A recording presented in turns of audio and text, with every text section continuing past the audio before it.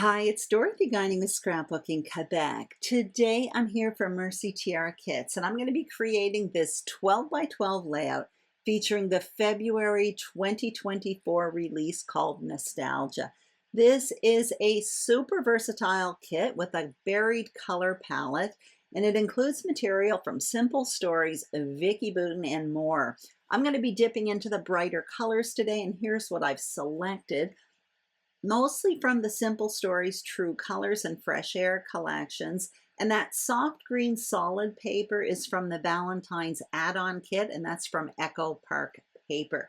If you want a closer look at the entire Nostalgia kit, I will put a link to my unboxing video below, along with links to the Mercy Tiara Kits website, Instagram, and Facebook group. As always, the material and tools I use will be listed below. So let's get started and see what's on my desk. First thing I want to talk about is my inspiration, because today's jumping off point is material. That teal floral paper from the Simple Stories True Colors collection is my absolute favorite in the entire Nostalgia kit. I love it and I want to feature it on a layout. I'm also really curious about these Rub-Ons from the very same True Colors collection. I've never used Rub-Ons from Simple Stories, so I really want to try them out. With those two products in hand, I found myself a photo, grabbed some more paper, and right now I'm showing you that off camera, I created a half frame style foundation. So on the right hand side, there are 3 layers of paper. Now the bottom 2 layers, I did gut them. So keep that in mind. I'm putting measurements for the 3 full layers on the screen, but I definitely gutted mine. And now I'm showing you the other papers. Now my plan is to create a border for the left-hand side of the page with different strips of pattern paper. Also, you're going to see in a moment that I did select my photo. Now, my photo is from Jamaica. That's me in Jamaica not that long ago, and it's a selfie of me in front of one of my accommodations. When I go to Jamaica, I typically stay at a few different spots, and I like to document each spot where I stay. The coordinating page will have photos with more details, and I always do a layout share at the end of the month, so hopefully it will be in the layout share. I am showing you right there that I did round the corners on the top white cardstock, and now I want to show you my embellishment tray. So most of this is from the Nostalgia kit. I have 2 sequin packs. The one on the left is from the Nostalgia kit. The one in my right hand is from a past Mercy Tiara kit. I think it was from Brighter Days. Also, I have some punched out flowers in 2 sizes. This is a small embellishment pack from Vicki Boutin's Discover and Create, a bunch of little paper clips, super cute. This is an ephemera pack from the Simple Stories True Colors collection, journal bits and pieces. And in a moment, you'll see I have a few alpha packs here. Now this one, the thickers, is from the Nostalgia kit, but I also have 2 Simple Stories alpha books, and those are from my stash. I'm going to talk about these embellishing later on in the process. Right now, what I want to do is start creating that border for the left-hand side of my page. The first thing I'm going to say is this border evolves right until the very end of this video. So for that reason, I'm not going to give you a play-by-play for each piece of paper that I cut. Right now I'm cutting 3. The final border ends up with 5 strips of paper. And also for that reason, I will put measurements on the screen for this border at about 12.5 minutes into this video. I am starting with these 3 strips of paper, and at this point I decide it will look nicer if they are at different lengths. But I quickly realize that the width of my papers are too narrow. So you saw me come in with the wider of the 2 pieces of green paper. That sort of works. What I will do is trim down that pink and white paper. but I'm still not thrilled with it. So you're going to see me come in and cut down a wider strip of that pink and white paper. Honestly, the problem is I'm being a little skimpy when I'm cutting these strips that are supposed to be overlapping. That's because I only have one of each paper and I do want to make a coordinating page. Anyway, for the time being, I am going with these 3 strips of paper. And again, the measurements for my border will be on the screen at about 12.5 minutes into this video. What I want to do is ink up the pattern paper. So I'm showing you the Mercy Tiara Kit newsletter. In that, it comes with every kit. There is a color palette. So using that chart from my stash, I found an ink. So I'm using Stampin' Up's Soft Succulent. I ink up the edges of that white and pink paper and the floral paper, and I'm not going to make you watch all of that. When I come back, you're going to see that my border is placed, but it's not adhered, because what I want to do now is work on that white cardstock. That's where I want to place my rub-ons. My plan is to create a mat to go underneath the photo. Now I'm showing you that I did test out one of the rub-ons because, again, I've never used Simple Stories rub-ons, so I just wanted to make sure they worked well, and indeed they did. So what I'm going to do right now is draw some pencil lines. First, I'm drawing a pencil line around where I plan to place my photo. Then what I'm going to do is take this circle. It's the Custom Cutting System Jumbo Circle from Creative Memories. I'm just using it as a drawing template, and I'm drawing a pencil drawn circle. You can use a plate or anything you want. My circle measures about 9 inches. And the reason why I'm having those pencil drawn lines is I want to place my rub-ons within that circular area. And I don't want to place a bunch of rub-ons underneath where I will be placing my photos, because that would be simply a waste. What you see me doing right now is cutting out a bunch of rub-ons. So the rub-ons come on like a plastic transparency, and underneath there's a wax paper. So I'm cutting out both of them, and I'm temporarily placing them within my circle. I am not going to make you watch me cut out all of these pieces, but in a moment you'll see I come back and all of the pieces are cut out, and I kind of played around with placement, varying the placement of larger and smaller pieces. And these do get tossed around a bit throughout the process, but anyway, this is my starting point. What I'm making sure here is that the pieces are within the pencil drawn circle. I don't mind if they overlap the pencil drawn line around the photo. I don't mind if the rub-ons come out from beneath the photo, but I do not want them to exceed the circle. But I am making a mistake here, by the way. You see the first rub-on that I'm transferring? I did it overlapping my pencil drawn line for the photo, and I can see that pencil drawn line. So that's going to cause me a problem later on. As I continue one rub-on at a time, I am erasing the pencil drawn line from around the photo, but the circle one stays intact. I am just making sure not to overlap that circle line when I use the rub-ons. There's a few things I can mention about the rub-ons. Number one, there is no annoying plasticky edge around the image. The image seems to melt right into the paper, so I absolutely love that. Also, they are transferring easily, but you may notice when I lift them, I'm lifting carefully, being sure to keep one part of the plastic still attached to the page. That's because if I miss a little bit, I can easily put it back down in its same placement. And that did happen a few times, but it all worked out well. The final thing I'd like to mention is there are a few pieces that have straight lines, like that speech bubble that says "Love this." Also, later on, I put a camera towards the bottom of the page that had straight lines as well. And when I placed that one, I did use my T-square as a guide just to make sure those lines were really straight.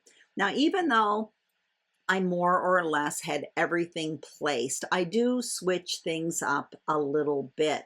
You may notice I had a pink camera towards the top of that circle, but as I was transferring the rub-ons, I felt it was a bit too small, so I went looking for another piece and I end up going with a telephone. You're going to see me place that there a little bit later on.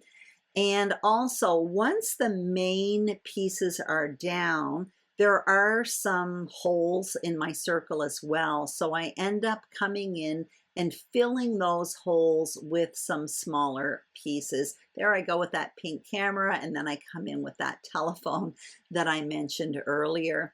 So I have a few gaping holes right now that I can see just to the right of that telephone and just underneath that Viewmaster wheel.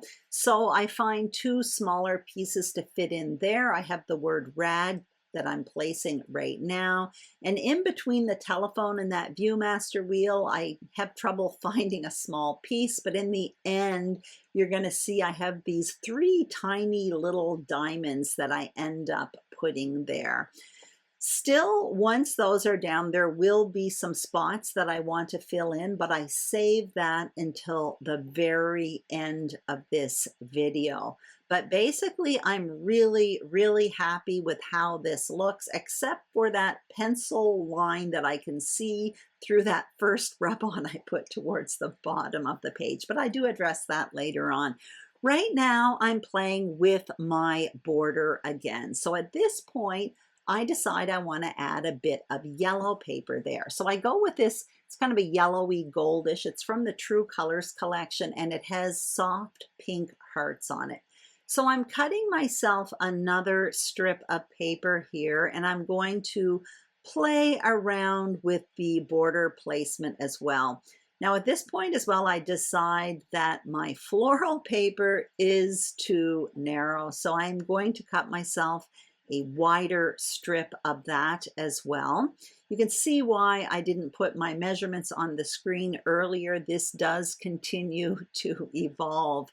I'm happy with that. I will kind of change up the lengths of the yellow and pink paper. So right now, my border that started with 3 strips of paper is 4. And at the very end of this video, it is going to be 5. Now I will put a quick snapshot of the finished border in the top left corner so that you can see.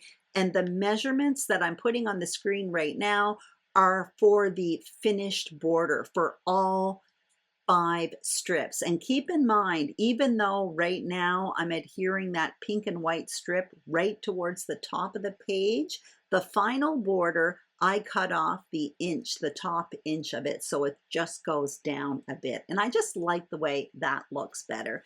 So there you see it, my entire border for the moment is adhered to the page. I'm adhering the photo, but at this point, as I'm adhering the photo, I can see that pencil drawn line through the first rub-on, and I'm not happy with that. So I go looking for more rub-ons and I end up putting another rub-on on top of that pencil drawn line. This one is another grouping of circles and I place the dark pink one on top of it. It more or less solves the problem, but in doing so, I ended up removing a bit of the rub-on from the one beneath it. So I solved that problem. You're going to see me fuss around with that green border, and all I end up doing, I continue doing it off camera, is I just move it a smidgen to the right and it just covers up the area that I messed up a little bit. So yes, it's all part of the process, making mistakes and fixing them.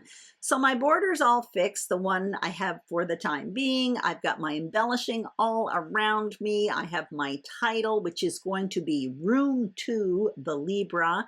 I also have this alpha book from Simple Stories that I use later. The Libra is on wax paper, by the way. It's not adhered to my photo quite yet. I'm showing you some punches. Those 2 flower punches have been in my tool stash for probably 20 years. I use them all the time. I think they're from EK Success. I absolutely love them. I have 2 circle punches and a leaf punch from Stampin' Up. Now I'm showing you this embellishment pack with paper clips from Vicky Boot. And I do have one float around my desk for a while. I don't end up using it. I have the Ephemera from the True Colors collection. All I pull out from that are a few labels. I don't have a ton to write on this layout, maybe the date, but I do pull out a few of them and I just set them on my table. And what I will do first is just kind of play around with embellishing. As far as I'm concerned, the most important part of my layout is done, that big circle with rub-ons. The title is going to have a certain impact as well. It's going to go on top of the photo. And my plan is to create 2 very simple clusters on the top right and bottom left of the photo. And the only reason why I'm doing that is because there's no dimension on my page at this point, and I just want to add a little bit of dimension. You can see I placed the flowers there. I'm playing around with adding pale pink circles to the flowers. I also punched out some leaves with that green paper. I'm happy with that. That does switch up towards the end of the video as well. This is a work in process. Anyway, right now I am adhering those pale pink circles to the middle of my flowers, and I'm placing the flowers. I'm not adhering them right now. I'm still in the decision-making mode.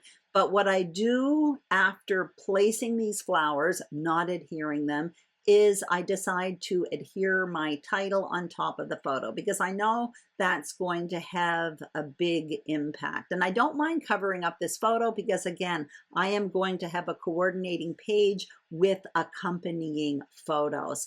So to adhere my title, I start at the far right of the photo and I'm going to adhere the word Libra backwards. The name of my little cabin was called the Libra. So I start with the bottom word, then I am going to place the on top. And again, I want it to end at the far right of the photo. So that's where I start adhering. I'm going to adhere the yellow alphas from that Simple Stories book off camera because as much as I love those little books, they are fragile. So I prefer to do that off camera. So there you have my title, Room 2, the Libra. Now I can work on adhering those little embellishment clusters in the top right and bottom left. Still floating around with that paper clip, but again, I don't end up using it. I'm tucking one of the flowers behind the photo and 2 more or less on top, or 1 on top, but the 2 other flowers in the top right end up being popped up with foam adhesive. At this point, I'm finding they're kind of fading and not standing out at all, so I decide to switch up the middles. I punch out some more circles in the dark pink paper, which is the flip side of that soft green paper. I prefer that, so I'm literally going to adhere those circles directly on top of my pink circles that are underneath it. The pink circles underneath, there's nothing I can do with them anyway. There's already adhesive on them. I pop up the flowers with some foam adhesive and I tuck in a few leaves and I'm happy with that there. Then I will do basically the same thing in the kitty corner, only I will end up using 2 flowers instead of 1. When I create clusters like this, I like to create them in different sizes. So there I go, just trying to decide the placement of the small flower. Anyway, this seems to be taking quite a long time. Sorry about that.